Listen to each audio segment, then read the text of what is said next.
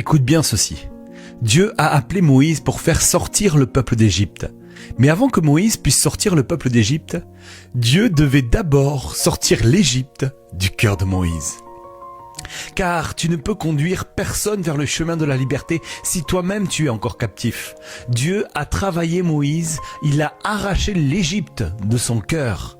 Et seulement après il a levé Moïse pour faire sortir le peuple. Le problème de Dieu n'a jamais été de sortir le peuple d'Égypte.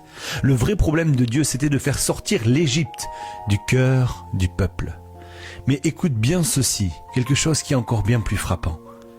C'est que pour faire sortir le peuple d'Égypte, Dieu va utiliser les 10 plaies. Mais pour arracher l'Égypte qui vivait à l'intérieur du peuple, Dieu va utiliser les 10 commandements. Et maintenant écoute-moi bien, la sortie d'Égypte c'est l'histoire de ton salut. Mais sortir l'Égypte de ton cœur, c'est l'histoire de ta transformation.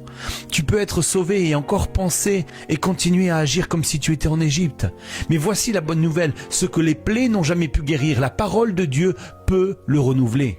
Peu importe les blessures que tu as subies, peu importe les chaînes qui t'ont façonné, peu importe l'esclavage émotionnel, spirituel ou mental dans lequel tu étais, Dieu est capable de renouveler tes pensées par sa parole.